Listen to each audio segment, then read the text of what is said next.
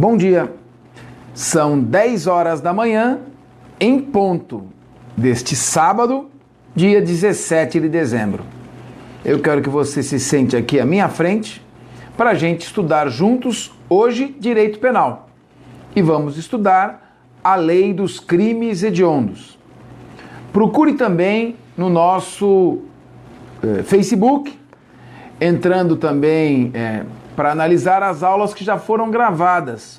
Todas as nossas aulas que estão aí já de processo penal, da parte geral, da parte especial, tem várias aulas gravadas para vocês estudarem. Hoje, então, vamos ao vivo com a Lei dos Crimes Hediondos. Depois essa aula fica gravada, armazenada para você pesquisar, tá certo?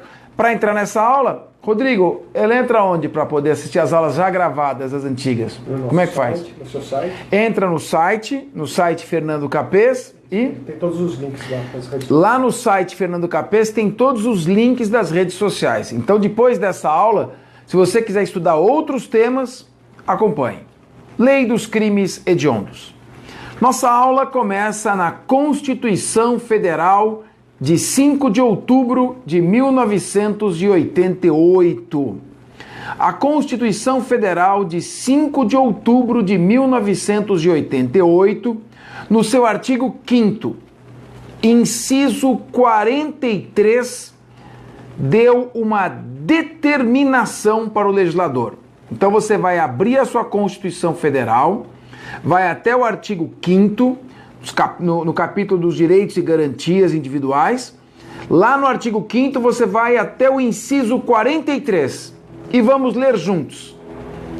A lei considerará inafiançáveis e insuscetíveis de anistia ou graça o tráfico ilícito de entorpecentes e drogas afins, a tortura, o terrorismo e os crimes que vierem a ser considerados hediondos. Então nós temos aqui a lei com uma imposição constitucional, objetivando atender ao princípio da proporcionalidade. A Constituição determinou a lei que considerasse insuscetíveis de anistia ou graça e inafiançáveis 4 categorias de crimes: tráfico de drogas, tortura, terrorismo e crimes hediondos. No meu entender, o tráfico de drogas, a tortura e o terrorismo estão um patamar acima dos crimes hediondos. Por quê? Porque a Constituição se referiu diretamente a esses crimes. A Constituição disse: os mais graves crimes são tráfico, terrorismo, tortura e o que o legislador definir como crimes hediondos. Então, os crimes hediondos ficaram a cargo do legislador. Ele é que vai escolher quais são os crimes considerados hediondos. Já o tráfico, a tortura e o terrorismo, a Constituição já assegurou. Estes, eu sei que merecem tratamento mais severo. Os outros serão chamados de crimes hediondos e é você, legislador, quem vai escolher. Moral da história, artigo 5º, inciso 43. A lei vai considerar inafiançáveis, letra A, e insuscetíveis de anistia ou graça, letra B, o tráfico, a tortura, o terrorismo e os crimes que o legislador definir como hediondos. 5 de outubro de 1988. Pois bem, cumprindo esta determinação constitucional, a Lei 8.072, de 25 de julho de 1990, definiu quais são os crimes hediondos e estabeleceu o regramento mais severo determinado pela Constituição. Então, esperamos de 5 de outubro de 88 até 25 de julho de 1990. Uma reminiscência. Eu lembro até hoje, Eu estava dando aula no curso do professor Damásio, quando sua neta mais velha, a Natália, entrou na sala de aula. O professor Damásio e eu estávamos apresentando a lei dos crimes hediondos. E ela era um bebezinho. Hoje, advogada formada. O tempo passa. Constituição Federal de 5 de outubro de 1988. Artigo 5º, inciso 43. Princípio da proporcionalidade. A lei deve dar tratamento mais severo aos crimes mais graves e tratamento mais benéfico aos crimes mais leves. Tudo começa no princípio da proporcionalidade. O princípio da proporcionalidade, impondo tratamento mais severo a crimes mais graves, levou ao inciso 43 do artigo 5º.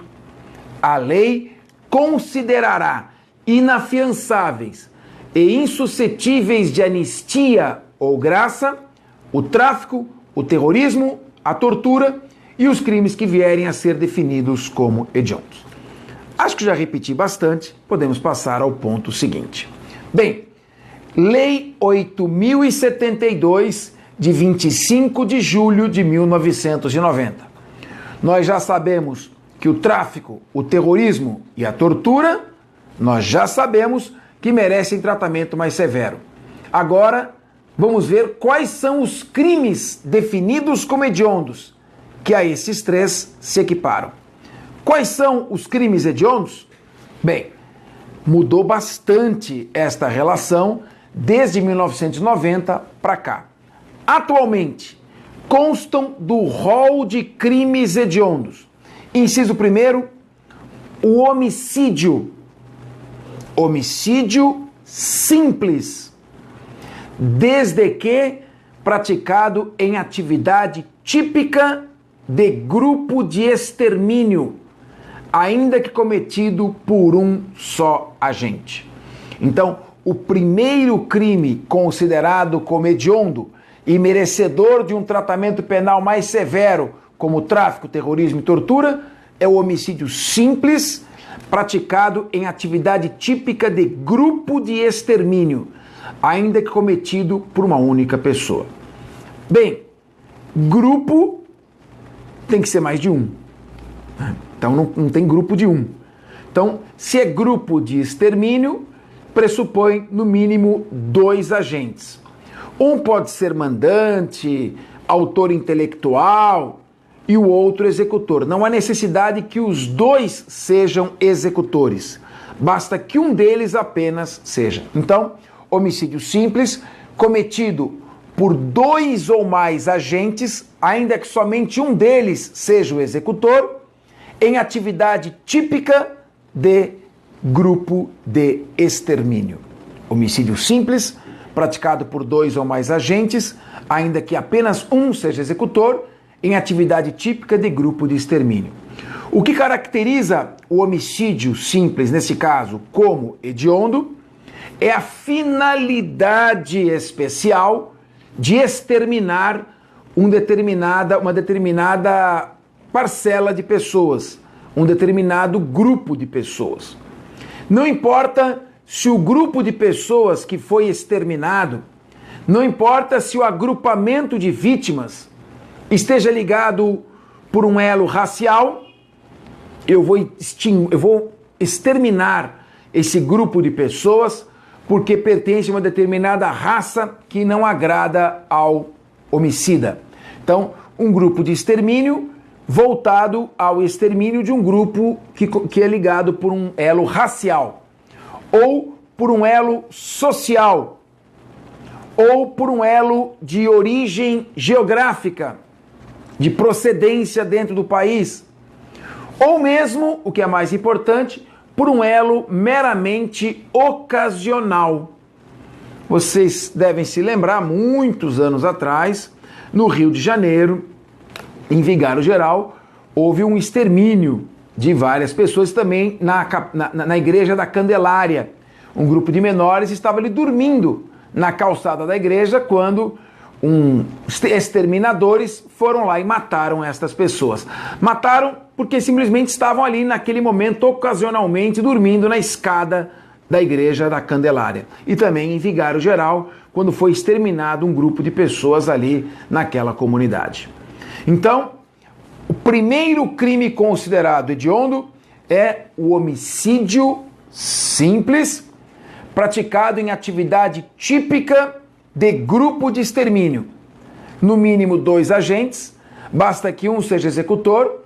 O grupo deve ter a finalidade especial de exterminar um determinado grupamento de pessoas, e esse grupamento de vítimas que foi exterminado ou que tentaram exterminar tem que estar ligado por uma questão de raça, cor, ideologia, questão social, procedência geográfica, ou mesmo porque estavam ali naquele momento. Um grupo que sai para matar moradores de rua, por exemplo, que estavam ocasionalmente num determinado local.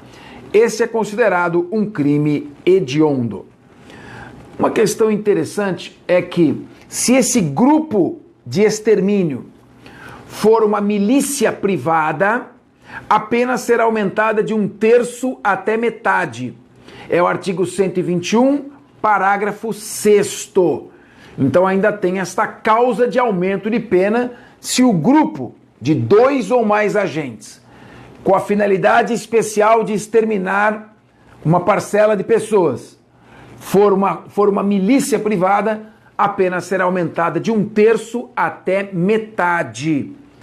Uma questão que eu queria só levantar é a seguinte: um homicídio cometido nestas circunstâncias jamais será simples. Era melhor colocar isso como uma qualificadora e deixar só o homicídio qualificado. Como é que vai ser um homicídio simples, um homicídio praticado por um grupo de pessoas voltado a exterminar um grupo de vítimas, seja por qualquer razão? Mas guarde aí o primeiro crime considerado hediondo: homicídio simples, praticado em atividade típica de grupo de extermínio. Você não vai esquecer, né? 2 pessoas pelo menos, ainda que só uma seja o executor, que o grupo de vítimas tem uma ligação por raça, origem social, geográfica ou meramente ocasional, e se for uma milícia privada, esse grupo de exterminadores, a pena será aumentada de 1/3 até metade. Artigo 121, parágrafo 6º. Com a nossa observação final de que um homicídio desses nunca será, obviamente, simples. No mínimo, tá aqui o motivo torpe. No mínimo, tem o recurso que dificultou e impossibilitou a defesa dos ofendidos. Então, na prática, isto acaba sendo uma enumeração meramente supérflua. Por quê? Porque o segundo crime do rol considerado hediondo é o homicídio qualificado. As qualificadoras do homicídio estão no parágrafo 2º do artigo 121. Motivo torpe, que é aquele motivo abjeto, vil, repugnante, que é o típico caso do grupo de extermínio.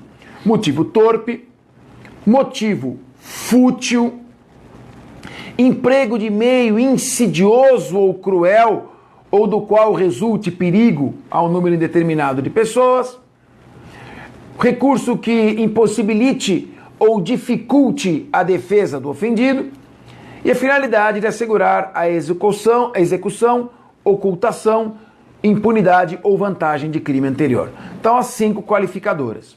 Tranquilo?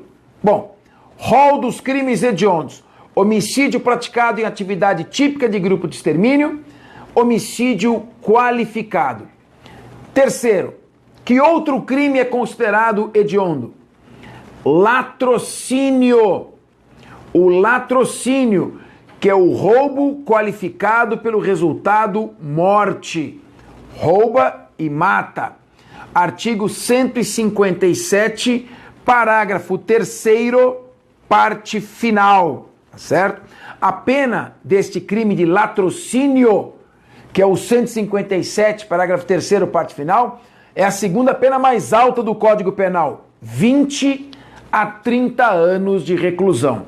Mas é necessário que seja o latrocínio consumado ou tentado. Portanto, latrocínio quando resulte morte. Tá claro?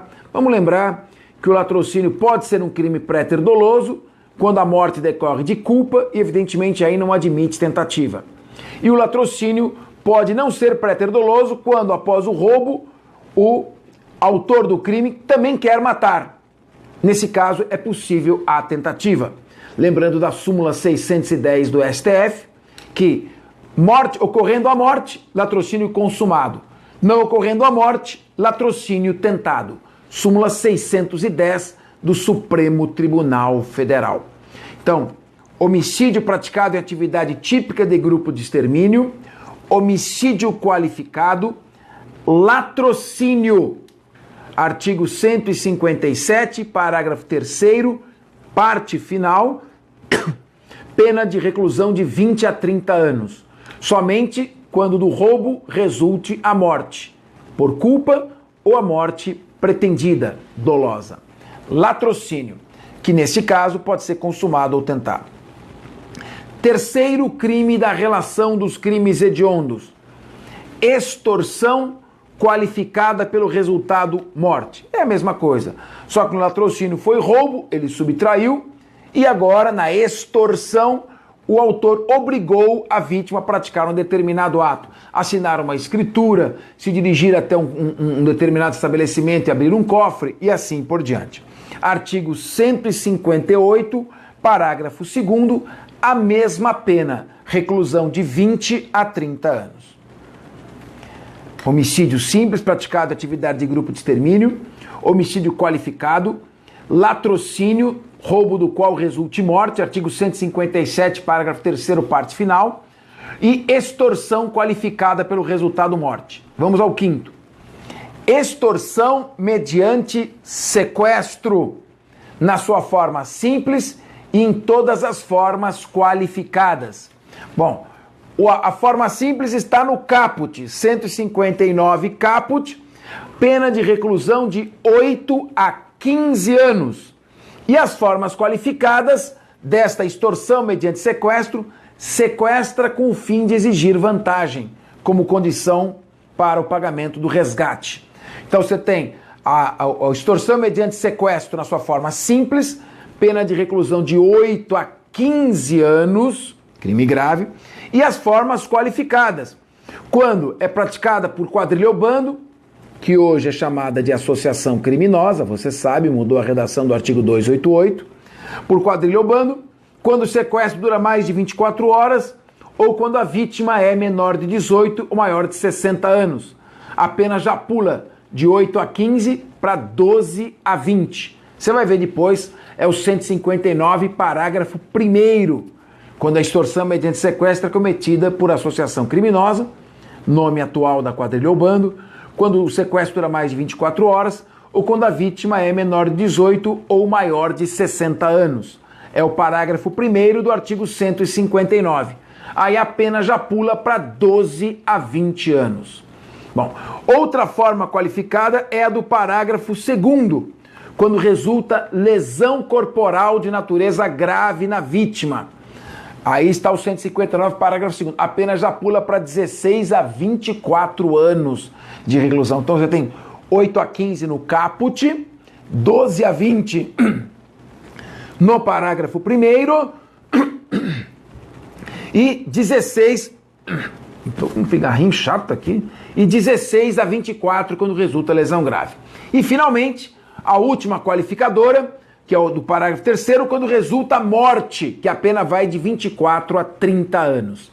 Então você tem a extorsão mediante sequestro na sua forma simples e nas formas qualificadas dos parágrafos 1º, 2º e 3º. Note que no roubo só é hediondo o roubo qualificado pelo resultado morte. No caso da extorsão, só é hedionda a extorsão qualificada pelo resultado morte. No caso da extorsão mediante sequestro, que é um crime gravíssimo, cruel, em que não só a vítima, mas a família dela também é sequestrada. Eu já acompanhei o sequestro de um vizinho, dando apoio a uma família. São 30, 40 dias, 60 dias às vezes até, de uma tortura psicológica.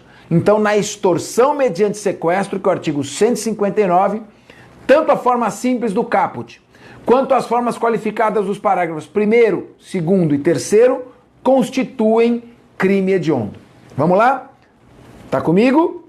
Então segura essa, nós estamos estudando, tá certo? Daqui a pouco você vai curtir, mas agora é hora de estudar. Então vamos lá. Primeiro, homicídio praticado em atividade típica de grupo de extermínio, homicídio qualificado, latrocínio, roubo do qual resulte morte, artigo 157, parágrafo 3º, parte final, porque a primeira parte resulta lesão grave, tem que ser a parte final do parágrafo 3º do 157. Extorsão qualificada pelo resultado morte e extorsão mediante sequestro. Sexto crime considerado hediondo, estupro. O estupro é um crime tão grave que ele é considerado hediondo na sua forma simples ou nas formas qualificadas. O estupro, o que é estupro? É constranger mulher. Na nova redação, o estupro é constranger alguém, homem ou mulher. Pela anterior redação, só a mulher podia ser vítima de estupro. O homem seria vítima do atentado violento ao pudor. Acabou. Todo mundo agora pode ser vítima de estupro. Mudou a redação, mudou as elementares do tipo. Os homens podem ser estuprados. Então, artigo 213. Constranger alguém mediante violência ou grave ameaça a praticar conjunção carnal ou praticar ou permitir que com ela se pratique, a vítima, ato libidinoso diverso. Portanto, submeter alguém mediante violência ou grave ameaça à conjunção carnal ou a ato libidinoso diverso da conjunção carnal. São todas as formas aí abarcadas pelo artigo 213 caput, o estupro na forma simples. Isso me preocupa a saciedade. Olhem o elastério deste tipo penal. Vejam como ele alcança todo e qualquer ato libidinoso. Quer dizer, então, que um beijo lascivo, um French kiss, um beijo de língua, praticado mediante violência ou grave ameaça, também é crime hediondo? E a pena é altíssima, reclusão de 6 a 10 anos. Não foi feita uma gradação, e essa gradação só pela pena de 6 a 10 é muito pouco. De qualquer maneira, estupro na forma simples. Vítima, homem ou mulher, conjunção carnal ou ato libidinoso diverso, mediante violência ou grave ameaça. 213 caput, 6 a 10 anos, está aqui a classificação de hediondo. Mas também o estupro nas suas formas qualificadas. Vamos ver quais são? Parágrafo 1º. Quando do estupro resulta lesão grave, a pena pula de 6 a 10 para 8 a 12. Quando do estupro for praticado com vítima maior de 14 e menor de 18, a pena pula também de 6 a 10 para 8 a 12. Então você tem as primeiras formas do parágrafo 1º. Quando resulte lesão grave ou quando a vítima é maior de 18 e menor de 14. Aí você tem também o estupro na sua forma qualificada do parágrafo 2º, quando resulta a morte e que vai partir, a pena vai passar para 12 a 30 anos. Então você tem aqui o estupro na sua forma simples e nas formas qualificadas do parágrafo 1º e do parágrafo 2º. Estupro qualificado do parágrafo 1º, quando resulta lesão grave ou quando a vítima é maior de 14 e menor de 18, pena 8 a 12. E do parágrafo 2º, quando resulta morte, que a pena passa a 12, quando resulta morte, a pena passa para 12 a 30 anos. Então, guarde isso. Estupro, da mesma forma que a extorsão mediante sequestro, na sua forma simples e também nas formas qualificadas. Crime grave. Outro crime. Estupro de vulnerável. O que é o estupro de vulnerável? Estupro de vulnerável é aquele em que não há necessidade alguma de violência física ou grave ameaça. Basta que a vítima seja menor de 14 anos. Estupro, ou seja, qualquer tipo de ato libidinoso, conjunção carnal ou ato libidinoso diverso da conjunção carnal, contra a vítima, homem ou mulher, menor de 14 anos, é chamado estupro de vulnerável. Não importa se a vítima menor de 14 anos é uma vítima já com um comportamento sexual prematuro e desregrado ou não. Pouco importa, porque o que se protege aqui, o que se procura tutelar é a situação de vulnerabilidade, de maior exposição da vítima. Portanto, sendo ela menor de 14 anos, o estupro é considerado estupro de vulnerável. E a pena, que era de 6 a 10 no estupro comum, passa a ser aqui no artigo 217, letra A, estupro de vulnerável, pena de 8 a 15 anos. Além disso, desse estupro, é considerado estupro de vulnerável quando a vítima, mesmo sem ser menor de 14, em razão de enfermidade ou deficiência mental, ou por qualquer outra causa, tem sua capacidade de resistência diminuída. Também é considerado estupro de vulnerável, que é muito comum jogar um pozinho na bebida da vítima durante uma determinada balada. Então você reduz por qualquer outra causa a capacidade, ou abusar de uma pessoa que é oligofrênica, né? Que é o débil mental, o imbecil ou o idiota, classificações da medicina legal. A pessoa tem uma doença mental, ou uma deficiência, ou enfermidade, tá certo? Bom, então, isso é considerado estupro de vulnerável, pena de 8 a 15 anos. Se resultar lesão grave, pula para 10 a 20, e se resultar morte, 12 a 30 também. Então, o estupro de vulnerável nas suas formas simples, 217A caput, e qualificadas, parágrafo 1º, 3º e 4º, já que o parágrafo 2º foi vetado. Muito bem. Outro crime hediondo, vamos lembrar quais são? Homicídio praticado em atividade típica de grupo de extermínio, homicídio qualificado, latrocínio, extorsão qualificada pelo resultado morte, extorsão mediante sequestro na sua forma simples ou qualificada, estupro na sua forma simples e qualificada, estupro de vulnerável, artigo 217, letra A, na sua forma simples e qualificadas. Oitavo crime da relação dos crimes hediondos, crime de epidemia com resultado morte. O que é epidemia com resultado morte? É espalhar germes patogênicos.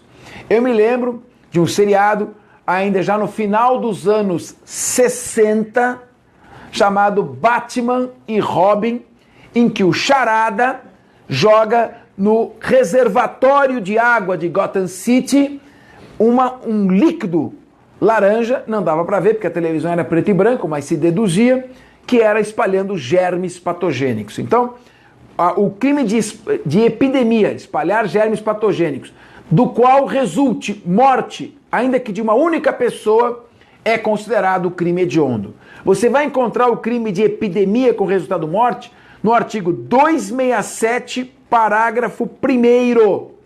E a pena é de 20 a 30 anos, considerado também crime hediondo. Epidemia com resultado morte.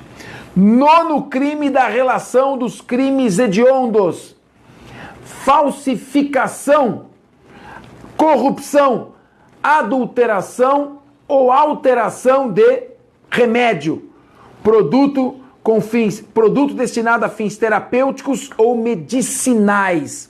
Então, qualquer tipo de alteração, adulteração ou comércio de remédio falsificado ou produto que tenha fim terapêutico ou medicinal é considerado crime hediondo. O que me preocupa muito é que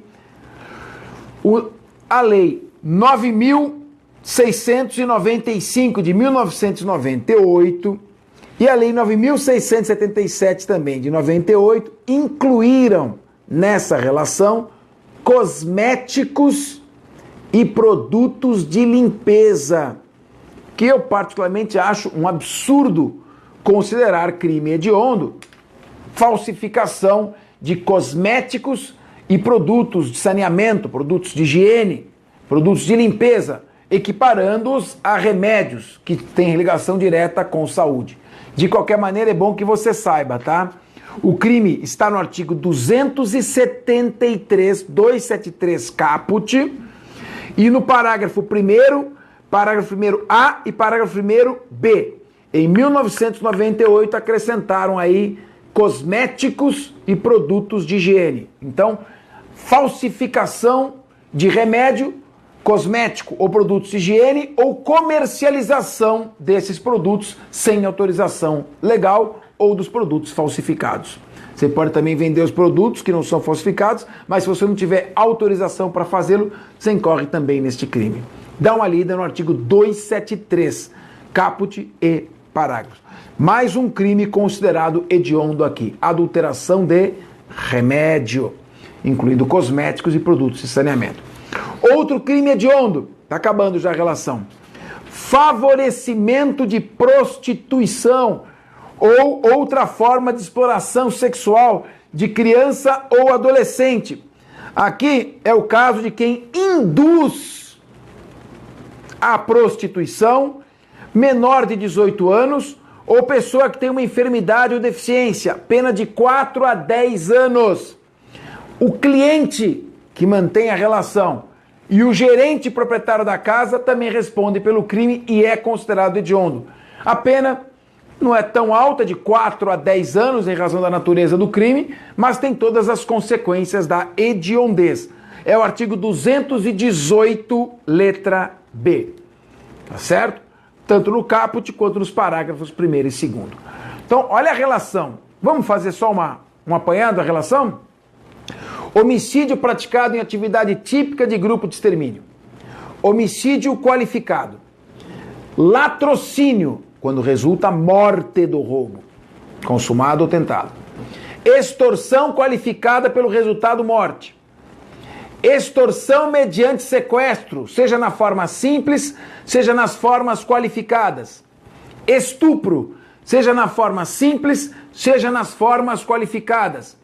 Estupro de vulnerável, menor de 14 anos, ou pessoa com capacidade diminuída, que seja em situação de vulnerabilidade.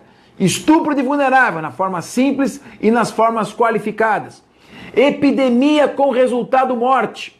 Falsificação, corrupção, adulteração ou alteração de produto destinado a fins terapêuticos ou medicinais. 10. Exploração, induzimento à prostituição de menor de 18 anos ou pessoa que tenha diminuída capacidade de resistência por deficiência, enfermidade mental ou outra causa. Todos estes crimes são considerados hediondos. Muito bem.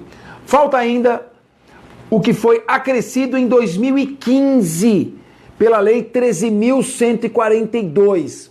Que crime é esse que passou a ser considerado hediondo? A lesão corporal gravíssima, note que não é a grave, a lei é muito específica. A lesão corporal gravíssima, que é o artigo 129, parágrafo 2º, no parágrafo 1º está lesão grave, no parágrafo 2º está lesão gravíssima. Então, artigo 129, parágrafo 2º, lesão corporal gravíssima e a lesão corporal seguida de morte, que é o 129, parágrafo 3º. No caso de lesão corporal gravíssima, 129, parágrafo 2º, e lesão corporal seguida de morte, 129, parágrafo 3º, praticado contra membros das Forças Armadas, policiais federais, Polícia Rodoviária Federal, Polícia Ferroviária Federal, Polícia Civil e Polícia Militar, ou seja, as carreiras de segurança pública que estão no artigo 144 E as Forças Armadas, que estão no artigo 142 da Constituição Federal. Praticar lesão corporal gravíssima ou lesão corporal seguida de morte contra militares das Forças Armadas ou policiais, civis ou militares, caracteriza crime hediondo, tá certo? Você vai ao artigo 142 e vai ao artigo 144, que você vai encontrar lá, ok? Muito bem. Finalmente, o crime de genocídio. Genocídio. O crime de genocídio também é considerado crime hediondo. Considera-se crime hediondo o genocídio. Bem, vamos a algumas observações. O genocídio é o extermínio em massa de um grande número de pessoas que integram uma determinada população ou etnia. Nós tivemos grandes extermínios aqui e esses extermínios são denominados genocídio. Bem, note uma coisa. A Emenda Constitucional 45 de 2004, ela acrescentou ao artigo 109 da Constituição Federal, 109, o inciso 5º, letra A. Compete à Justiça Federal causas relacionadas a direitos humanos. Então, em primeiro lugar, Justiça Federal. Além disso, o Procurador-Geral da República, atualmente Dr. Rodrigo Janot, o Procurador-Geral da República poderá solicitar um incidente de deslocamento de competência da Justiça Estadual para a Justiça Federal. O Procurador-Geral da República pode solicitar ao STJ que desloque uma causa da Justiça Estadual para a Justiça Federal, se ele entender que se trata de causa relacionada a direitos humanos. No caso, uma grave violação a direitos humanos. Então, você tem aí casos de homicídio que a competência é da Justiça Estadual.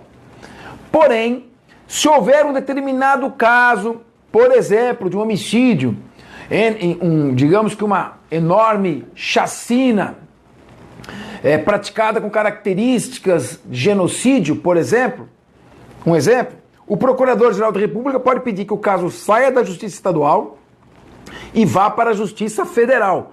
E quem decide isso é o STJ. Essa foi uma inovação trazida em 2004 pela Emenda Constitucional 45, que é o incidente de deslocamento de competência para a Justiça Federal. Então, genocídio, crime hediondo. A competência é da Justiça Federal. E crimes comuns, não diretamente relacionados a direitos humanos, mas de homicídio, todo crime viola um direito humano. Mas se houver uma grave violação de direitos humanos, um crime de competência da Justiça Estadual pode ser deslocado para a Justiça Federal, mediante solicitação do Procurador-Geral da República ao STJ. Deu muita confusão. A Associação dos Magistrados Estaduais ingressou com uma ação declaratória de inconstitucionalidade dessa norma, dessa emenda, que ela violaria a própria Constituição. Está em discussão. Por enquanto está mantido. Então, o genocídio é um crime considerado hediondo, por se tratar de violação grave a direitos humanos, inequivocamente é de competência da Justiça Federal. Além disso, o Procurador-Geral da República pode pedir o deslocamento de outras causas que estejam na Justiça Estadual para a Justiça Federal, pede ao STJ se entender que houve grave violação dos direitos humanos. Competência da Justiça Federal. Bem, se o genocida for brasileiro ou domiciliado no Brasil, aplica-se a lei brasileira, mesmo que o crime tenha sido cometido no estrangeiro. É um caso de extraterritorialidade. Artigo 7º, inciso 1, letra D. D de dado. D. 7, inciso 1, letra D do Código Penal. Extraterritorialidade. Desde que o genocida seja brasileiro ou domiciliado no Brasil. Aplica-se a lei brasileira. Então, será a Justiça Federal do local em que ele estiver domiciliado, se o genocida, ainda que o genocídio tenha sido praticado no estrangeiro, for brasileiro ou domiciliado no Brasil. Tá claro? Bem, um complicadorzinho. Em 17 de julho de 1998, 17 de julho de 1998, o Brasil participou do Estatuto de Roma, 17 de julho de 1998. E no Estatuto de Roma, do qual o Brasil tomou parte, foi criado o Tribunal Penal Internacional, com sede em Haia. E o Tribunal Penal Internacional tem competência para julgar genocídios. E o Brasil subscreveu o Estatuto de Roma em 17 de julho de 98, no qual foi criado o Tribunal Penal Internacional. Pois bem, em 6 de junho de 2002, por meio do Decreto Legislativo 112, Decreto Legislativo 112 de 6 de junho de 2002, o Brasil incorporou ao seu ordenamento jurídico o Estatuto de Roma e, por conseguinte, o Tribunal Penal Internacional. O Brasil, portanto, se obrigou a entregar genocidas ao Tribunal Penal Internacional. Como fica, então, a questão de aplicar-se a lei brasileira, ser competência da Justiça Federal e do Brasil, pelo Decreto Legislativo 112 de 2002, ter incorporado o Estatuto de Roma de 98 e o Tribunal Penal Internacional? Bem, o Tribunal Penal Internacional tem competência residual. Nada impede que o Brasil aplique sua legislação, inclusive a lei dos crimes hediondos, perante a Justiça Federal e, posteriormente, após o cumprimento de pena, entregue o genocida para, eventualmente, uma punição complementar residual do Tribunal Penal Internacional. Tá claro? São estes, portanto, os crimes que a lei considerou hediondos. Note que a Constituição poderia dizer: a lei considerará inafiançáveis e insuscetíveis de anistia ou graça o tráfico, a tortura, o terrorismo, o homicídio praticado, atividade típica de grupo de extermínio, o homicídio qualificado e assim por diante. Mas ela não fez. Ela disse: a lei, artigo 5º, inciso 43 da Constituição, a lei considerará inafiançáveis e insuscetíveis de anistia ou graça o tráfico, a tortura, o terrorismo e o que a lei disser que é crime hediondo. Por isso, me parece que, como está no patamar da legislação o rol dos crimes hediondos, o Constituinte ainda considerou um passo maior de gravidade para o tráfico, o terrorismo e a tortura. Porque aí foi ele mesmo, o Constituinte, que enumerou. E aí a Lei 8.072, de 25 de julho de 1990, passou a considerar os crimes hediondos. Bom, nesse tipo de aula, muita gente, a aula quando é anunciada 10 horas da manhã, ela começa às 10 horas em ponto. Mas tem gente que vai, entra um pouquinho depois, por isso que eu faço às vezes uma recapitulação para todo mundo ir pegando o barco. Então, lei dos crimes hediondos. Qual o rol dos crimes considerados hediondos? Tenta agora repetir comigo sem olhar. Vamos ver se você memorizou. Homicídio praticado em atividade típica de grupo de extermínio. Homicídio qualificado. Latrocínio. Extorsão qualificada pelo resultado morte. Extorsão mediante sequestro, na forma simples e nas formas qualificadas. Estupro, na forma simples e nas formas qualificadas. Estupro de vulnerável, na forma simples e nas formas qualificadas. Epidemia com resultado morte. Falsificação de produtos com fins terapêuticos ou medicinais, incluindo isso aí os cosméticos e os de saneamento, que são os produtos de higiene. Genocídio e exploração e induzimento à prostituição de menor de 18 anos ou de pessoa com diminuída capacidade de resistência. E fechando o cerco, lesão gravíssima e lesão corporal seguida de morte contra membros das Forças Armadas ou das polícias encarregadas da segurança pública, que estão no artigo 142, Forças Armadas, e 144, Segurança Pública. Estes são os crimes. Tá claro? Então, o que a lei dos crimes hediondos conferiu de maior severidade a estes crimes? É o que passamos a ver a partir de agora. Artigo 2º. Artigo 2º da lei dos crimes hediondos. Tá comigo? Então segura essa. Eu vou tomar um gole de água porque eu sei que você ainda não abriu a lei dos crimes hediondos. E eu vou tomar um gole de água enquanto você vai pegar a sua lei e vai abrir para ler comigo. Isto é um pouco mais do que uma aula. É um estudo. Eu estou sentado com você e nós estamos estudando juntos. Vai pegando a lei, tá?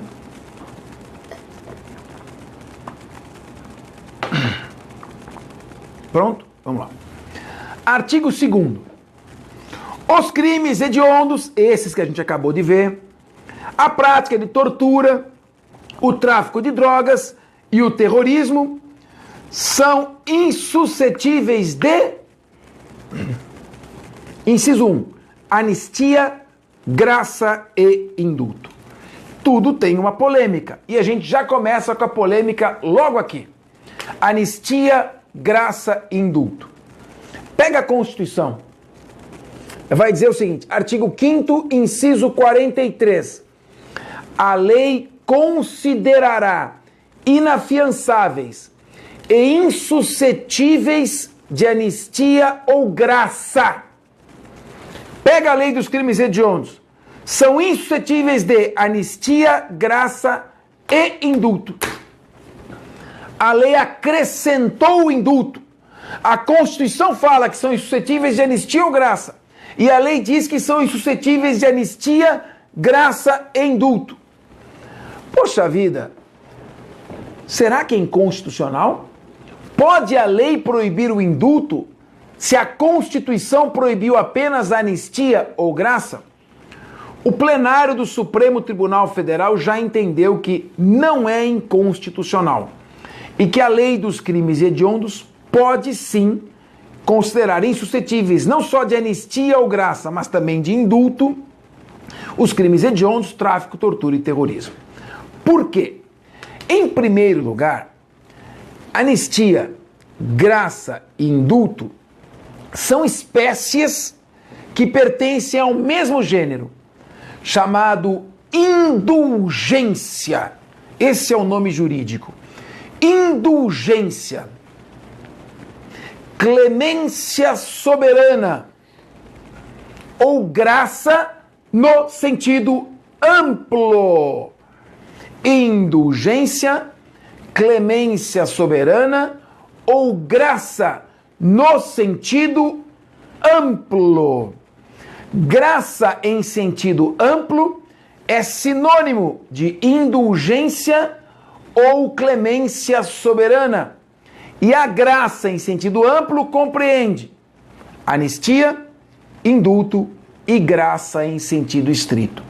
A Constituição Federal é uma carta de princípios, é um diploma genérico, não é um diploma tecnicista. Dela não se exige preciosismo técnico. E ela pode usar a expressão sim, graça, como num sentido amplo, abrangendo a graça em sentido estrito e o indulto. Aliás, há doutrinadores que chamam a graça de indulto individual e que chamam o indulto de graça coletiva. Portanto, as expressões se misturam. Vamos avançar um pouco mais. Então, são insuscetíveis de anistia, graça e indulto. O que é anistia? Anistia é uma lei de competência privativa do Congresso Nacional, portanto, a anistia é uma lei federal. A anistia é uma lei federal que promove o esquecimento jurídico de um crime. A anistia apaga passa uma borracha no crime. Não confunda a anistia com a abolitio criminis. Na abolitio criminis, o crime continua existindo. Ele só deixou de ser crime. Houve uma descriminalização. Por exemplo, o adultério, a sedução. O fato continuou existindo, mas ele deixou de ser considerado um tipo penal. Isso é abolitio criminis. A anistia não é isso. A anistia promove o esquecimento jurídico de um fato que já foi praticado. Qual é a consequência? A anistia só se volta ao passado. Ela não mexe no tipo penal. Ela só promove o esquecimento jurídico do fato, mas não mexe no tipo penal. Por isso, se um crime for praticado depois da anistia, ele é crime. Porque a anistia se volta ao passado. Ela só promove o esquecimento de crimes que já foram cometidos. Eu costumo dizer que a anistia é como um farol de milhas traseiro, iluminando a escuridão da estrada que já passou. Portanto, a anistia não mexe no tipo penal, apenas promove o esquecimento jurídico do fato. Logo, sua consequência é ampla. Estão afastados todos os efeitos penais da sentença condenatória. Ela afasta tudo. Subsistem apenas, salvo disposição em contrário da lei, os efeitos extrapenais. A anistia, repito, promove o esquecimento jurídico de fatos que ficaram no passado e afasta todos os efeitos penais, principais e secundários, não gerando sequer reincidência. Todos os efeitos penais deixam de existir. A anistia é uma lei federal e ela é genérica. Abrange a todos que se adequarem aos seus requisitos. Bem, e a graça e o indulto? Graça e indulto são providências de caráter administrativo. Não são concedidos por lei a graça e o indulto. A graça e o indulto são concedidos por decreto do presidente da República. O presidente da República concede por decreto a graça ou o indulto. E o decreto de graça ou indulto, salvo disposição em contrário, só atinge a pena. Todos os efeitos secundários penais e extrapenais subsistem. Na anistia, a pena e os efeitos penais secundários desaparecem. Subsistem só os efeitos extrapenais como obrigação de reparar o dano. Na graça e no indulto, só a pena é atingida. Muito bem. A graça é uma medida individual. Ela depende de uma solicitação do próprio sentenciado, do Ministério Público e do Conselho Penitenciário. Então, ele solicita, o juiz da execução remete isso ao presidente da República e ele concede ou não a graça, o favor individual, um decreto individual. Já o indulto, também é decreto presidencial, é uma medida coletiva e ele é espontânea. Não depende de solicitação, até porque atinge um número geral de pessoas. Não teria sentido você proibir o presidente da República de conceder uma graça individual e permitir que ele concedesse coletivamente. Então, até por uma questão de lógica, quando se proíbe a anistia e a graça, permite-se sim que o legislador estenda a proibição para o indulto. Até porque o indulto está contido na expressão graça em sentido amplo. Tá certo? Então, indulto é coletivo e a graça individual. Indulto é espontaneamente e a graça depende de solicitação. Ambos são concedidos por decreto administrativo do presidente da República. Bem, se a lei dos crimes hediondos proibiu anistia, proibiu graça e proibiu indulto, estão proibidas também as comutações de pena. Ou seja, se não cabe o indulto para extinguir a pena, também não cabe o indulto parcial, que seria para ou diminuir a pena ou transformar a pena em outra. Não pode. Então, comutação de pena está proibida porque está dentro da proibição do indulto. Nem indulto total, nem indulto parcial. Não pode. Então, são suscetíveis de anistia graça e indulto. Ponto. Só uma última observação. A lei de tortura, a lei 9455 de 1997, 9.455 de 1997, no seu artigo 1º, parágrafo 6º, se você está com vadimeco, dá um pulinho para lá. A lei 9.455 de 1997, que é a lei de tortura, no seu artigo 1º, parágrafo 6º, repete a Constituição e só proíbe graça e anistia. Só para facilitar a nossa vida, né? Então como é que faz? Aqui, a lei dos crimes hediondos diz: os crimes hediondos, a tortura, o tráfico e o terrorismo são suscetíveis de anistia, graça e indulto. Aí vem a lei de tortura e diz: a tortura é suscetível de anistia ou graça. Se as pessoas soubessem como as leis e as salsichas são feitas, não comeriam as últimas, talvez não obedecessem as primeiras. Então, vamos, o que nós temos que ter? Sobra para a doutrina. Sobrou para a doutrina. Então, o que a doutrina tem que fazer? Dá um jeito. Quando a lei de tortura fala que o crime de tortura é insuscetível de anistia ou graça, está empregando também a expressão graça em sentido amplo. De maneira que, terrorismo, tortura, seja pela lei dos crimes hediondos, seja pela sua lei, a 9455 de 97. Tráfico de drogas e os crimes considerados hediondos são insuscetíveis, não pode, de anistia, graça individual e indulto, incluindo aqui a pena total ou a comutação ou diminuição de penas. Tudo proibido. Então, este é o inciso 1º do artigo 2º. Inciso 2. São também insuscetíveis de fiança. Isso a Constituição Federal já tinha dito.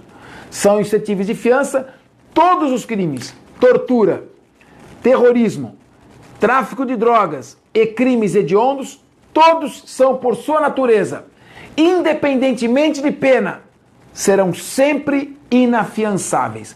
Portanto, trata-se de hipóteses de fiança vedada. São infrações penais de fiança vedada. Não se pode conceder fiança para estes crimes. Mas isso aqui é tranquilo. A polêmica está no que havia e não existe mais. O inciso 2 dizia: são insuscetíveis de fiança, que acabamos de ver, e liberdade provisória. Isto gerou um amplo debate. Pode o legislador proibir de antemão, abstratamente, a liberdade provisória para todos os acusados de tortura, terrorismo, tráfico de drogas e crimes hediondos? Pode ele determinar uma prisão provisória obrigatória? Me dirá você: sim, mas os crimes são graves. É verdade, mas a pessoa pode ser inocente da acusação por esses crimes graves. Uma coisa é a gravidade da imputação, a outra é o processo de apuração. De maneira que seria, e no meu modo de ver, é inconstitucional o legislador retirar do juiz a análise do caso concreto. Cabe ao juiz, em cada caso concreto, verificar se estão presentes os requisitos da tutela cautelar ou não. Cabe ao juiz, em cada caso concreto, analisar se o periculo in mora está presente ou não. Se não houver o periculo in mora, se não estiver presente o requisito da tutela cautelar, se o juiz abrir o artigo 312 e não encontrar nenhum motivo que autorize a prisão preventiva, por que ele não poderia conceder liberdade provisória a um acusado por crime hediondo, tortura, terrorismo ou tráfico de drogas? Se não há indícios de que solto continuará praticando crimes, se não há indícios de que ele está turbando a instrução criminal ou atrapalhando a investigação, se não há indícios de que solto ele vai se evadir, desaparecendo completamente do distrito da culpa e frustrando a futura execução, se não estão presentes os motivos da prisão preventiva, caberá ao juiz analisar, no caso concreto, ele que é o soberano daquele processo, se é caso de conceder a liberdade provisória ou não. Por esta razão, o Supremo Tribunal Federal vinha entendendo inconstitucional a proibição da liberdade provisória. Proibir-se de antemão a liberdade provisória para todos os casos em que estes crimes estivessem presentes seria retirar do magistrado a análise do caso concreto. Muito bem. Por esta razão, já vinha sendo considerado inconstitucional a proibição de liberdade provisória e muitos juízes já vinham concedendo a liberdade provisória. O que ocorreu? A Lei 11.464. Nem precisa decorar a lei porque ela já está integrada no texto. De 28 de março de 2007, portanto, se você pegou uma lei já depois de 2007, já vai estar constando isso. Essa lei 11.464, de 28 de março de 2007, acabou por retirar a proibição de liberdade provisória do texto legal. Portanto, agora não há mais nem discussão. A lei revogou a proibição da liberdade provisória. Pode ser concedida liberdade provisória no caso de crime hediondo, tortura, tráfico de drogas e terrorismo. Muito bem. Nós temos aqui uma questão interessante para tratar. A lei de drogas, a lei 11.343 de 2006. Você sabe que a lei dos crimes hediondos trata de crime hediondo, tortura, terrorismo e tráfico de drogas. Há pouco, nós fomos até a lei de tortura. Há pouco, nós tivemos que consultar a lei 9455 de 97. Porque a lei 9455 de 97, que trata de tortura, no seu artigo 1º, parágrafo 6º, dizia que a tortura é insuscetível de anistia ou graça. Enquanto a lei dos crimes hediondos diz que é insuscetível de anistia, graça e indulto. Nós fomos lá e concluímos que, embora a lei de tortura diga que a tortura é insuscetível apenas de anistia ou graça, devemos interpretar como insuscetível de anistia, graça e indulto. Graça foi empregada no sentido amplo. Agora, eu saí do inciso 1 do artigo 2º e estou no inciso 2. São insuscetíveis de fiança e liberdade provisória. Liberdade provisória não mais. A lei 11.464 de 97 revogou a proibição de liberdade provisória. Então, pela lei dos crimes hediondos, crime hediondo, terrorismo, tortura e tráfico de drogas podem merecer a liberdade provisória. Bom, eu vou tomar um gole d'água e você vai pegar o seu vademecum e vai abrir na lei 11.343 de 2006, que é a lei de drogas, 11.343, tá? Se o seu vademecum for que nem o meu, está na página 1961. Vamos lá. O que diz aqui o artigo 44 da lei de drogas? Vocês sabem que o tráfico de drogas está regulado pela lei dos crimes hediondos. E está regulado também pela sua lei. Os crimes previstos nos artigos tais, eu vou dizer já quais são os considerados tráfico de drogas, são inafiançáveis e insuscetíveis de liberdade provisória. Quer dizer, poxa vida, o legislador, a lei de drogas é de 2006. Você já fez a lei 11.464? Um ano depois, em 2007. Se você vai revogar a proibição da liberdade provisória, porque é inconstitucional na lei dos crimes hediondos, será que você não leu o que tinha também na lei de drogas? Por que você não aproveitou e revogou também a proibição de liberdade provisória no artigo 44 da lei de drogas? Agora, a doutrina fica de novo perplexa. Bom, se o legislador revogou a proibição de liberdade provisória na lei dos crimes hediondos e não revogou a proibição de liberdade provisória na lei de drogas, é porque ele quis manter na lei de drogas a proibição da liberdade provisória.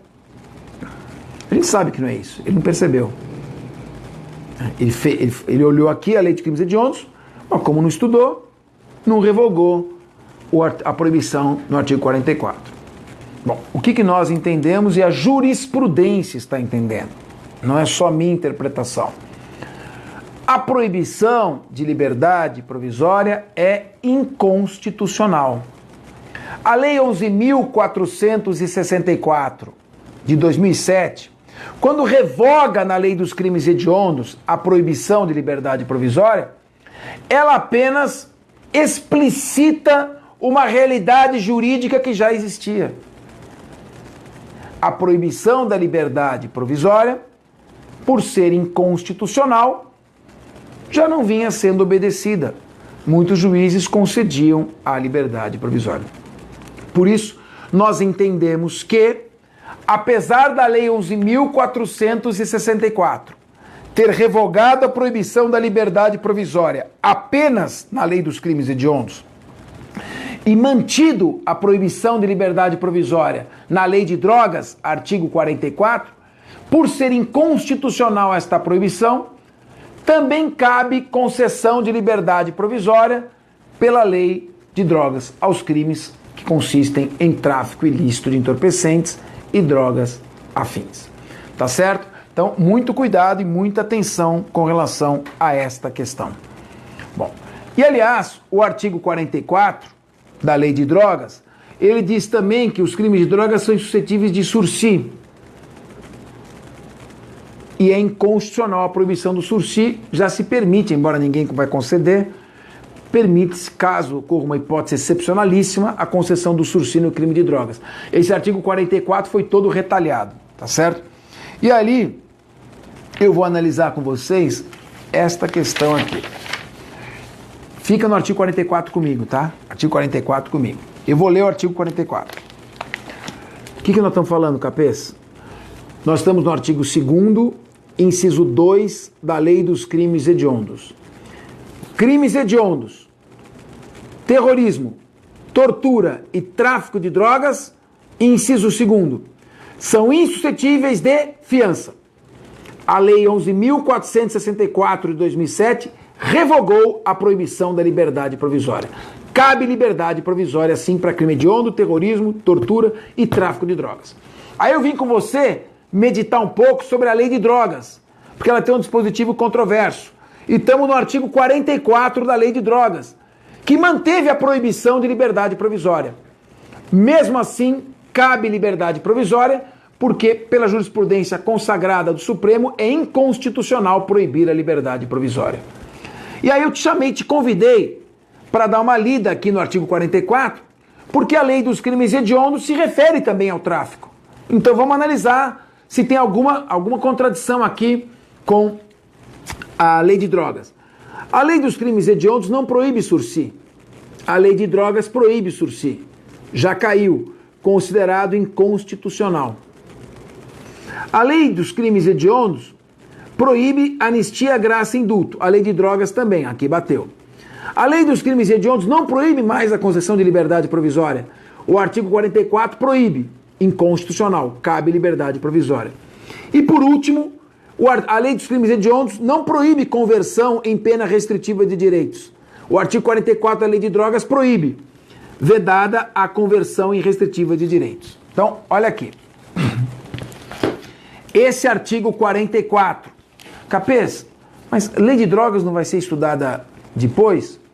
Vai, mas como é que eu posso tratar com você da Lei dos Crimes Hediondos, que se refere explicitamente ao tráfico de drogas, e não analisar um artigo da Lei de Drogas que está em contradição com a Lei dos Crimes Hediondos? Por isso, não é parênteses, nem é fugir do assunto, é enfrentar diretamente o assunto relacionado ao tráfico de drogas. Então, cuidado com esse artigo 44, hein? O artigo 44 da Lei de Drogas proíbe liberdade provisória, quando a Lei de Crimes Hediondos não proíbe. Essa proibição do 44 é inconstitucional. O artigo 44 da Lei de Drogas proíbe o sursi, enquanto a Lei dos Crimes Hediondos não proíbe. A jurisprudência entende que a proibição do sursi também é inconstitucional. Embora, na prática, não vai caber sursi para tráfico de drogas, não vai, difícil, não vai acontecer. Mas não dá para o legislador se meter a proibir. O juiz é que tem que ver. Então, a jurisprudência também não admite proibição do sursi. Terceiro, anistia, graça e indulto. Aí bateu, mesma coisa. E quarto, o artigo 44 proíbe que a pena privativa de liberdade no tráfico seja convertida em restritiva de direitos. Muito bem. A lei dos crimes hediondos não fala isso. E a lei de drogas fala. E aí? Quer dizer que os crimes hediondos, terrorismo e tortura pode converter e a lei de drogas e o crime de tráfico não? Vamos lá. O que o Supremo decidiu? Anota aí. Eu já tinha te falado que caiu a liberdade provisória inconstitucional, proibição da liberdade provisória inconstitucional, e já te falei que a proibição de sursi também é inconstitucional. Agora vamos falar da proibição de conversão da pena privativa de liberdade em restritiva de direitos. Anota aí. O Supremo Tribunal Federal, ao julgar um habeas corpus oriundo do Rio Grande do Sul, habeas corpus 97256, cujo relator foi o ministro Aires Brito, na época, permitiu a conversão, a substituição da pena privativa de liberdade por pena restritiva de direitos. E considerou inconstitucional esta parte final do artigo 44 da Lei de Drogas, que proíbe a conversão da pena privativa de liberdade em restritiva de direitos para o tráfico. O Supremo Tribunal Federal falou: o artigo 44 proíbe trocar a pena privativa de liberdade por restritiva de direitos. Mas esta proibição é inconstitucional. Fez isso no controle difuso de constitucionalidade. Ou seja, fez isso julgando um caso concreto. Não foi numa ação direta de inconstitucionalidade. Então, só vale para aquele caso. Pois bem, o Supremo foi além. Ao julgar inconstitucional num caso concreto a substituição da pena privativa de liberdade por restritiva de direitos, ele comunicou esta decisão ao Senado Federal. E o Senado Federal, em 15 de fevereiro de 2012, baixou a resolução número 5. Resolução número 5 de 2012. E a partir deste momento, a proibição passa, a eficácia da parte final do artigo 44 foi suspensa por inconstitucionalidade. Portanto, a parte final do artigo 44 da Lei de Drogas não é mais questão de jurisprudência.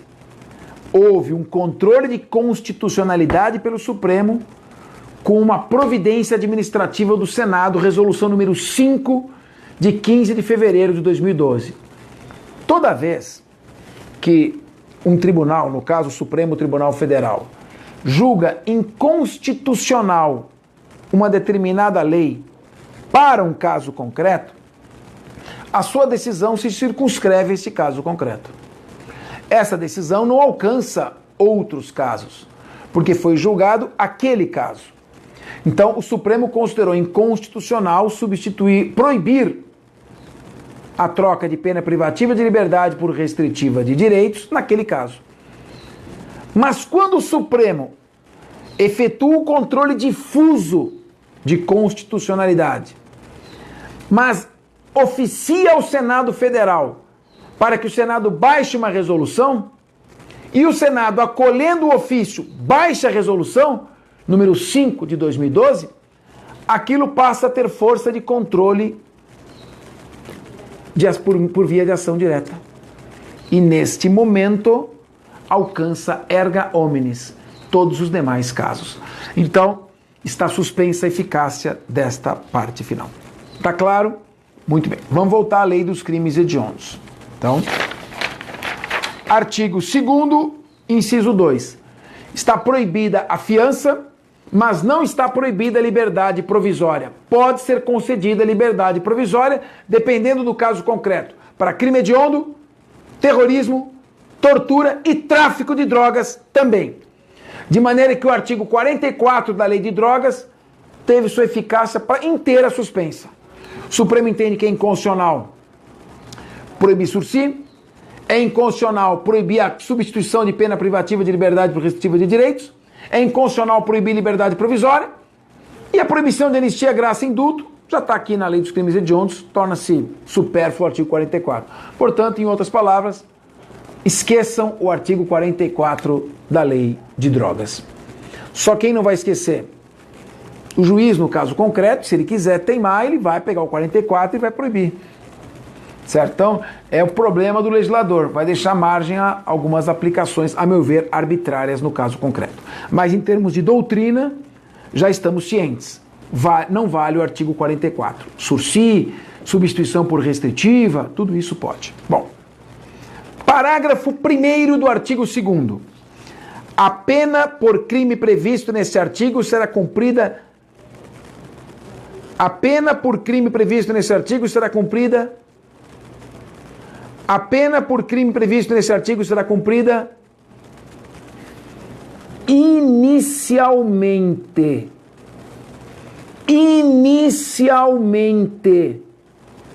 Inicialmente em regime fechado. Por que eu repeti tanto? Porque até 2007, quando entrou em vigor a Lei 11.464, o parágrafo 1º dizia: a pena será cumprida integralmente em regime fechado. Ou seja, não havia progressão de regime. Não havia progressão de regime nem para o regime semiaberto, nem para o regime aberto. A pena era cumprida integralmente em regime fechado. O que aconteceu? O Supremo Tribunal Federal veio cada vez mais declarando inconstitucional, até que o Pleno declarou inconstitucional que a pena seja cumprida integralmente no regime fechado.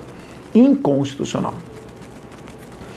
Ora, quando o Supremo declara inconstitucional que a pena seja cumprida integralmente em regime fechado e declarou inconstitucional por aplicação ao princípio da individualização da pena, para obedecer ao princípio da individualização da pena, o Supremo Tribunal Federal declarou inconstitucional, cabe ao juízo da execução acompanhar a individualização da execução da pena e determinar a progressão do regime, se o condenado fizer jus a este benefício. Não pode o legislador tirar do juízo da execução a análise do caso concreto, de maneira que é possível sim progressão de regime.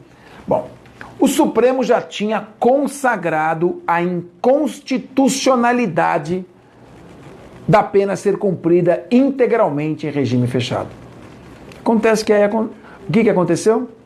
Como o Supremo declarou inconstitucional a pena ser cumprida integralmente em regime fechado, o Supremo permitiu a progressão de regime.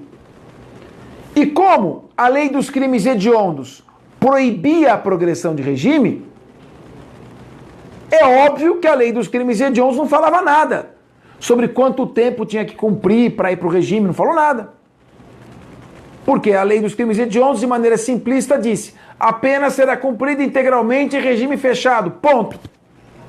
Não teve que se preocupar quanto tempo cumpre para o semiaberto, não tem semiaberto, não tem aberto. Quando o Supremo vem e declara inconstitucional a pena ser cumprida integralmente em regime fechado, ele pega a lei de calças curtas. E aí o que acontece? Passou-se a admitir por jurisprudência a progressão de regime.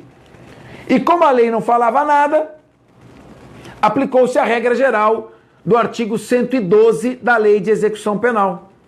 Um crime hediondo, tortura, terrorismo e tráfico, passaram a ter progressão de regime a partir do cumprimento de 1/6 da pena. Tal e qual um furto, um estelionato, uma receptação, um crime contra a honra. Ou seja, criou-se uma situação injusta. Permitiu-se, é verdade, a progressão de regime para todos. E isso eu entendo. O princípio da individualização da pena. Mas nós ficamos sem um regramento específico para a progressão de regime para esses crimes graves. E eles caíram na vala comum do artigo 112. O que precisa para a progressão de regime? Cumprir 1/6 da pena, bom comportamento e manifestação do Ministério Público e da Defensoria. Nem a obrigatoriedade do exame criminológico existe mais. O artigo 112 foi modificado. Claro que o juiz da execução pode, no caso concreto, analisar e exigir o exame criminológico. Claro que ele pode. Mas não é obrigatório. Bom, a Lei 11.464 de 2007, sabiamente, percebendo que o Supremo já não ia mais aceitar o regime integral fechado, mudou o parágrafo 1º e disse: a pena por crime prevista nesse artigo será cumprida inicialmente em regime fechado. Portanto, o que é obrigatório agora é a pena começar a ser cumprida em regime fechado. Não mais ser cumprida integralmente em regime fechado. E como o legislador compreendeu esta realidade e disse que a pena seria cumprida inicialmente em regime fechado,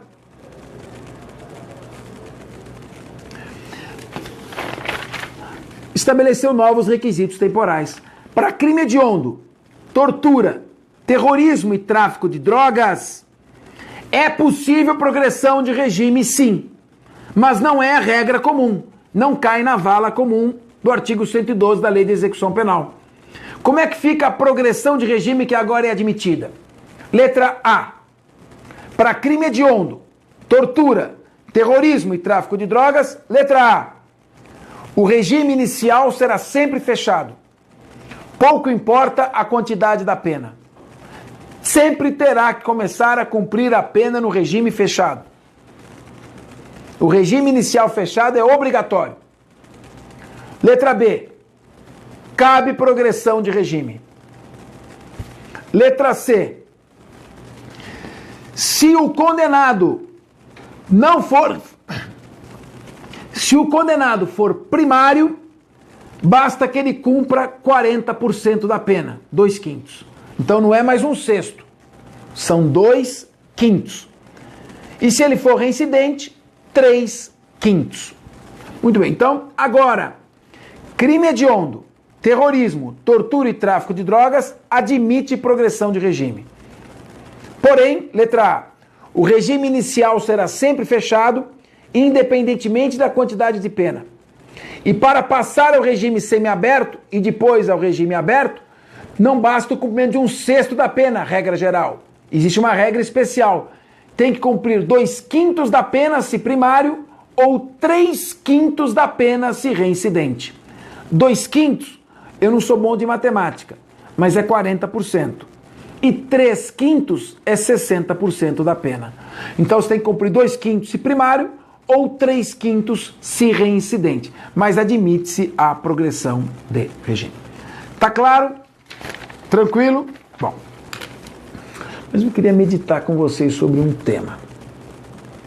A lei dos crimes hediondos era fácil de estudar, mas ela foi totalmente retalhada por posições jurisprudenciais.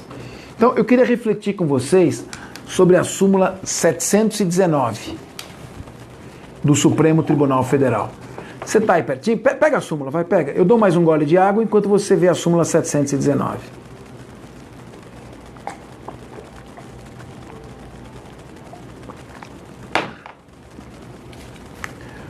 Súmula 719 do Supremo Tribunal Federal. 719. Se o regime for mais gravoso que a pena aplicada, é necessária motivação idônea. Não entendi, vou te explicar. Quando que o regime inicial fechado é obrigatório? Em geral, regra geral. Pena de reclusão superior a 8 anos. Se a pena de reclusão for maior do que 4, mas não exceder a 8, o regime inicial, em regra, é o semiaberto. E se a pena for igual a 4 ou menor, o regime inicial é o aberto. Então, estes são os regimes fixados a partir da quantidade de pena aplicada. É a regra do artigo 33 do Código Penal. Mais de 8, começa no fechado. Mais de 4 a 8, começa no semiaberto. 4 ou menos, começa no aberto. Bom, o que o legislador dos crimes hediondos disse? Se for crime hediondo, tortura, terrorismo ou tráfico, eu não quero saber dessa regra. Sempre o regime inicial é o fechado. será sempre regime inicial fechado. Sempre. Mas a súmula está dizendo o contrário, né? A súmula diz, bom, você está dizendo que o regime inicial é sempre fechado. Mas e se uma pessoa for condenada por crime hediondo, tortura, terrorismo ou tráfico de drogas, há uma pena de 7 anos de reclusão ou 6 anos de reclusão.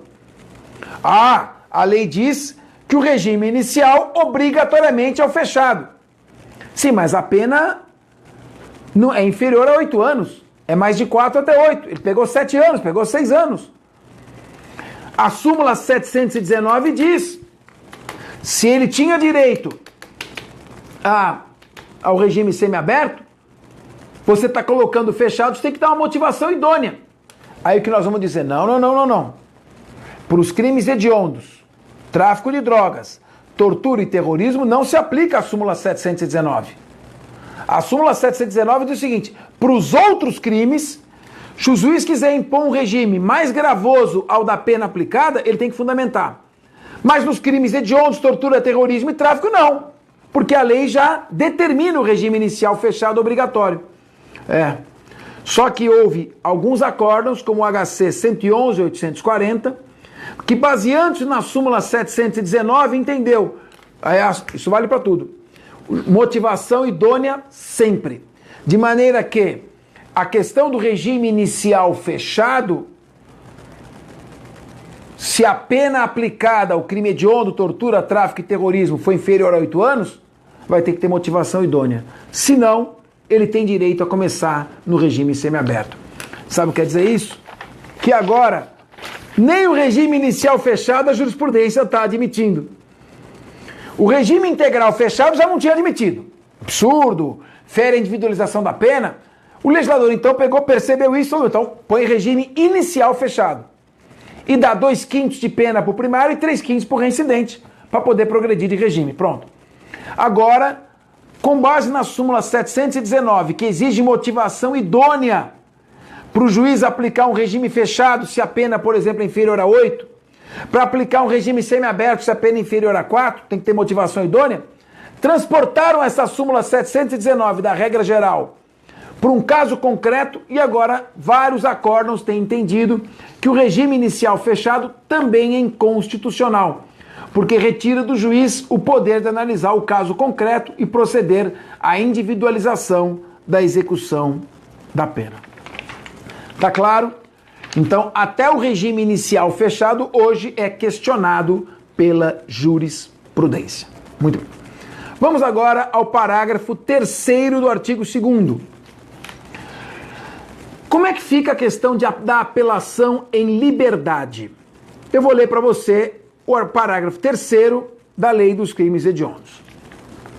Em caso de sentença condenatória, o juiz decidirá fundamentadamente se o réu poderá apelar em liberdade.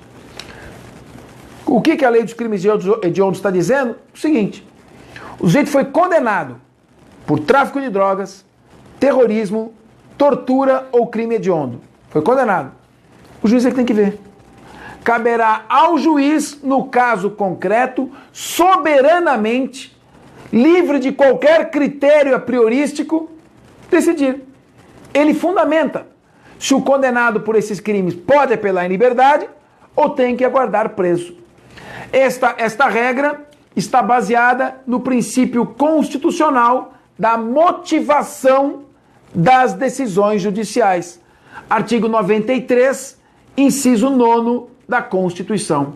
Artigo 93, inciso 9º da Constituição, todas as decisões judiciais devem ser motivadas.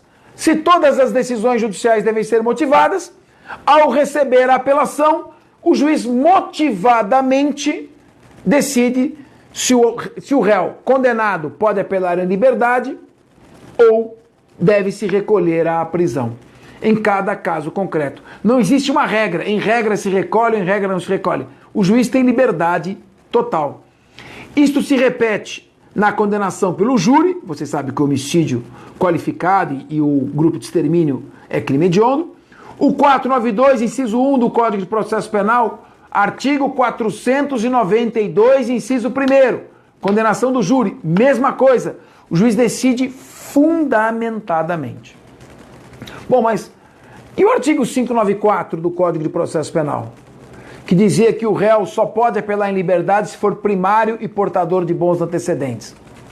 Foi revogado em 2008. Portanto, a lei dos crimes hediondos está em sintonia com o que há de mais atual. Cabe ao juiz, no caso concreto, permitir ou não que o condenado apele em liberdade, decidindo fundamentadamente. O 594 que dizia para apelar em liberdade só se for primário de bons antecedentes foi revogado. Tá claro? Bom, agora vamos ver o que diz a lei de drogas. Por que eles não fazem uma coisa uniforme, né?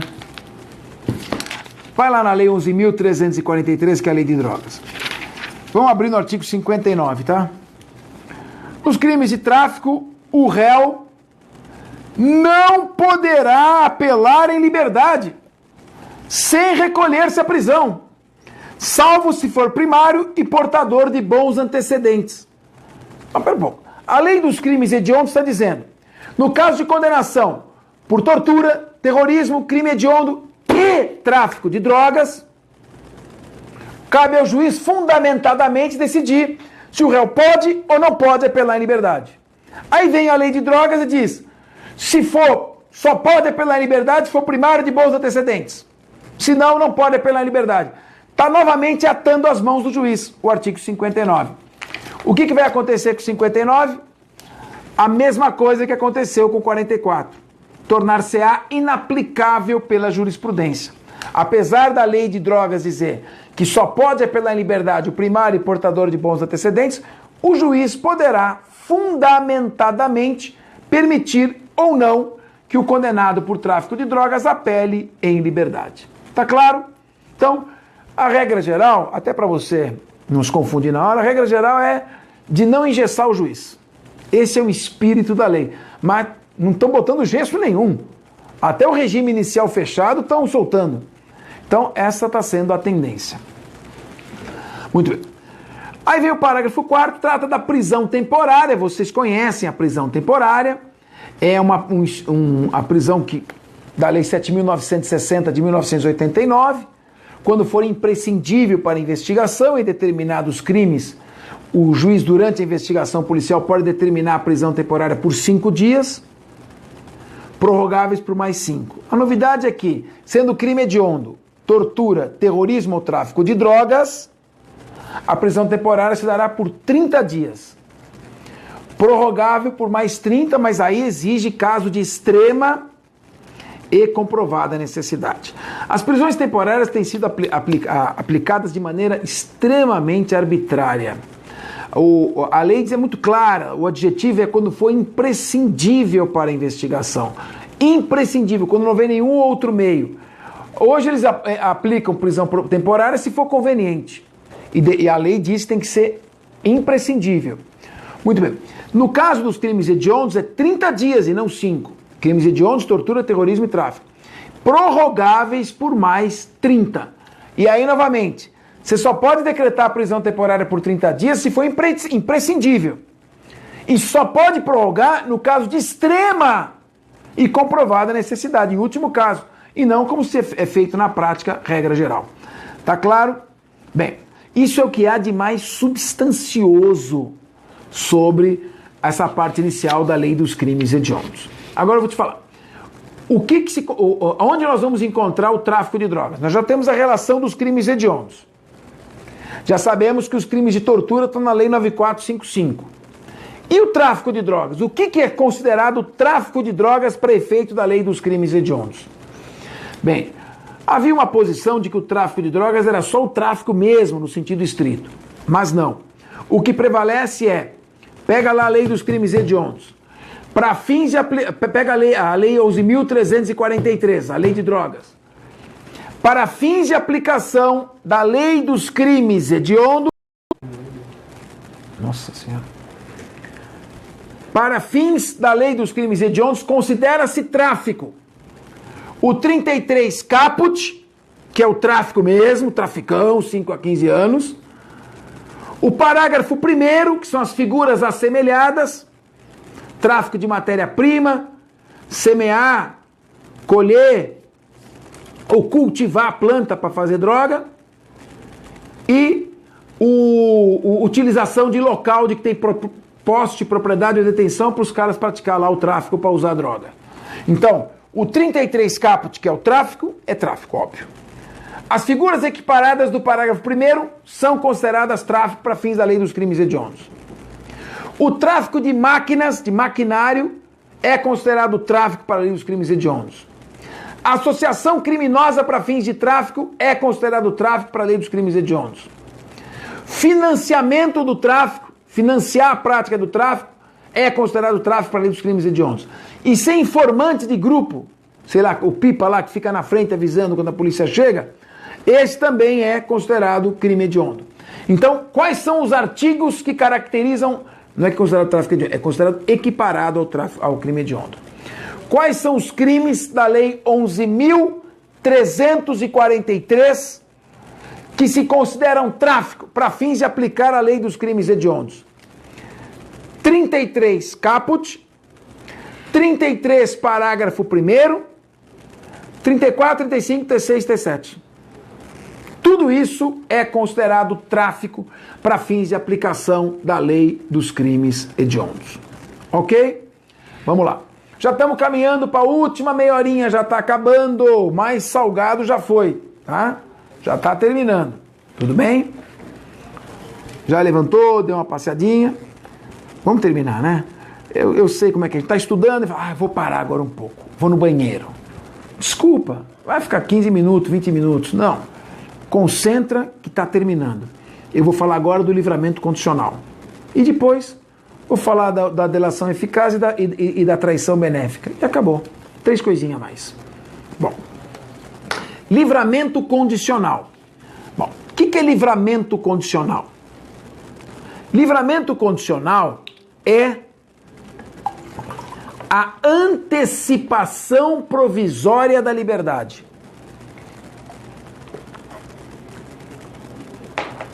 Você tem uma pena de 10 anos para cumprir.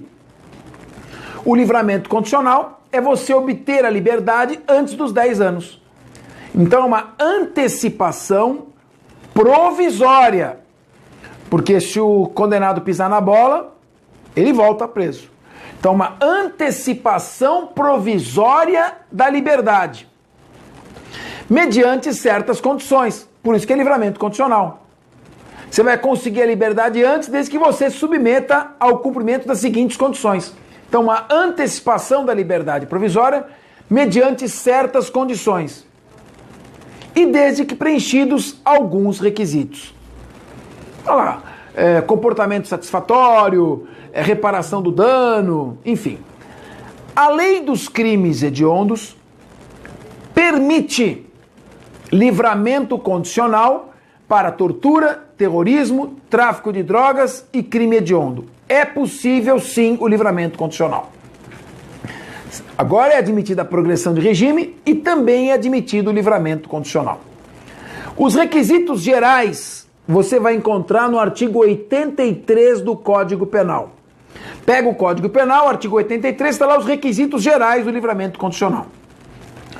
Os crimes hediondos, tortura, terrorismo e tráfico de drogas, têm os mesmos requisitos com a seguinte alteração. Ele tem que cumprir pena, ele terá que cumprir 2/3 da pena. Somente será possível o livramento condicional após o cumprimento de 2/3 da pena.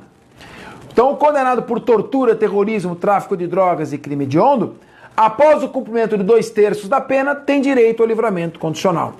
Bom, isso era muito importante quando a lei proibia a progressão de regime, quando se impunha o regime integral fechado.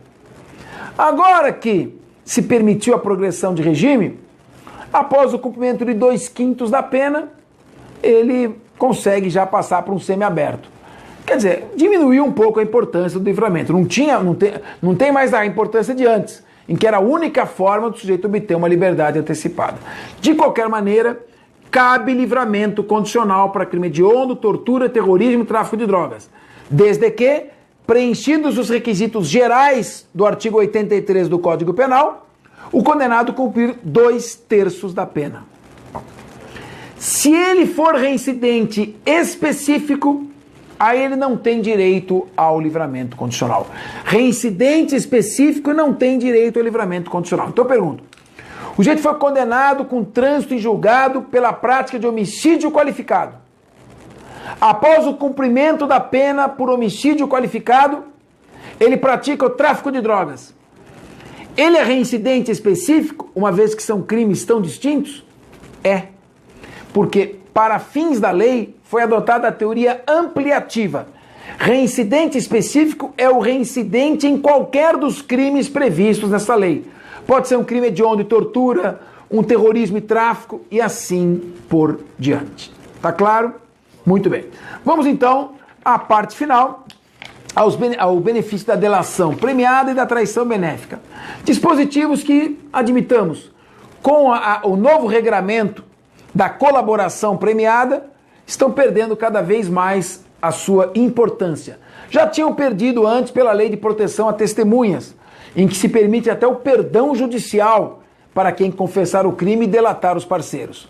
De qualquer maneira, continuam porque são benefícios específicos, embora de alcance mais restrito. O que é a delação eficaz? A delação eficaz está no parágrafo 4º do artigo 159 do Código Penal. Se quiser abrir o Código Penal, o artigo 159 trata da extorsão mediante sequestro.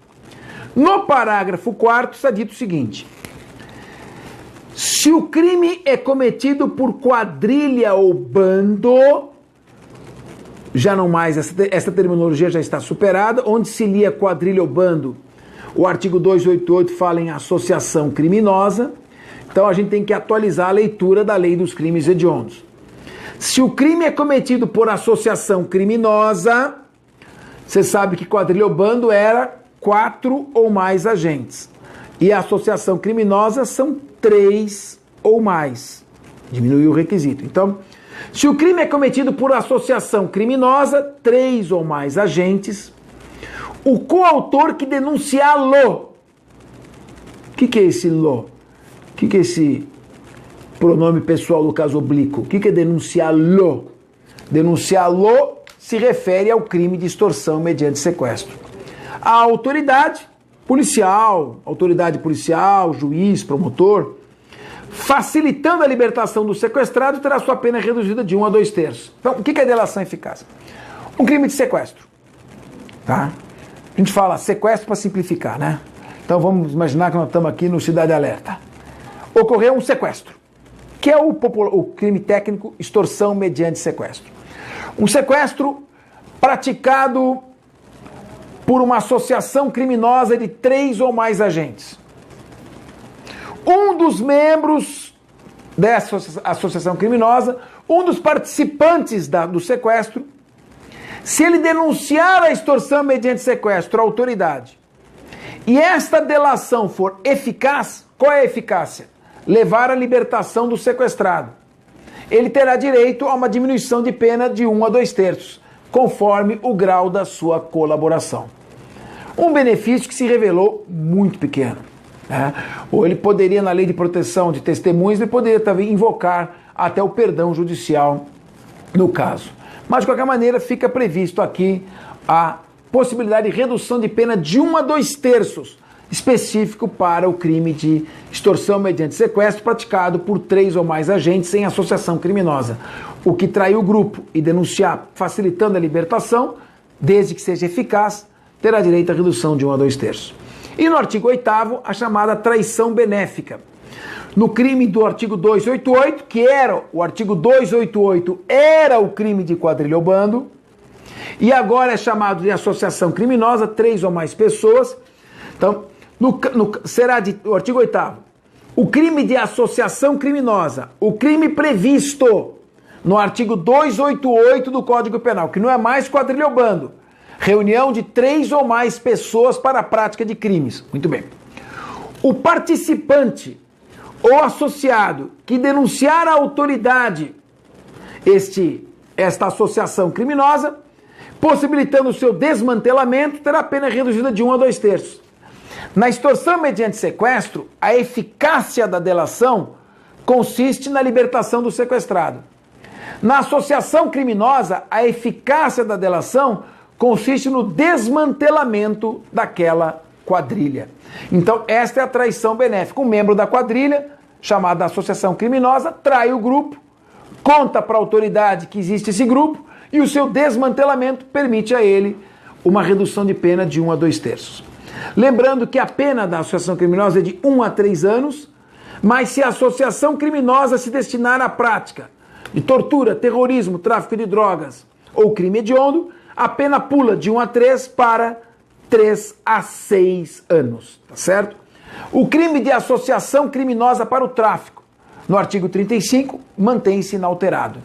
Então, um dos crimes é associação criminosa para a prática de crime hediondo, tortura e terrorismo. Pena 3 a 6 anos. Outro crime é associação criminosa para a prática de tráfico. 3 a 10 anos. Tá certo? Está aqui, artigo 35. Associarem-se 2 ou mais pessoas. Então, vejam as diferenças. Você tem a associação criminosa comum. Artigo 288 do Código Penal. Vai lá no artigo 288 do Código Penal. A antiga quadrilha ou bando. Associação criminosa comum. 3 ou mais pessoas para a prática de crimes em geral. Pena 1 a 3 anos. Segundo, associação criminosa para a prática de crime hediondo, tortura e terrorismo. Associarem-se 3 ou mais pessoas para a prática desses crimes. Pena 1 a 3? Não, 3 a 6 anos. E artigo 35, associação criminosa para o tráfico. Associarem-se 2 ou mais pessoas para a prática do tráfico. Pena 3 a 10 anos. 1 a 3, 3 a 6, 3 a 10. Dá uma olhada então no artigo 288 do Código Penal, dá uma olhada no artigo 8º da Lei dos Crimes Hediondos e o artigo 35 da Lei de Drogas. O participante ou denunciado que trair a quadrilha ou bando e delatá-la terá direito à redução de 1 a 2 terços. No mais, o artigo 9 e o 10 estão revogados. Se você quiser dar uma olhadinha, já existe a nova lei do terrorismo, para ver quais são os novos crimes de terrorismo, que é a lei 13.260, agora de 2016, que define os crimes de terrorismo. Não é mais a antiga Lei de Segurança Nacional, a Lei 7.170, é a nova Lei 13.260, de 16 de fevereiro de 2016. Esses eram os aspectos mais importantes que tínhamos a falar sobre a Lei dos Crimes Hediondos. Quanto tempo de aula, Rodrigo? 1h47. 1 hora e 47 minutos. De uma aula programada para 2 horas. Mas você se concentrou. Nós vamos agora parar um pouco. Se você está estudando em grupo, é muito bom pegar o celular e sentar com 2 ou 3 pessoas. Nós vamos dar uma parada agora de 5 minutos para vocês trocarem ideias, mandarem as suas dúvidas e nós fecharmos com essa interatividade a Lei dos Crimes Hediondos. Tem ainda Lei de Drogas, Júri, Delação Premiada. Sobraram as 3. Foi muito parelho. E já vai entrar na votação para o próximo tema, para a próxima aula. Não se esqueça de entrar no nosso Facebook, no YouTube, e ver todas as aulas que já estão gravadas. É um monte de aula.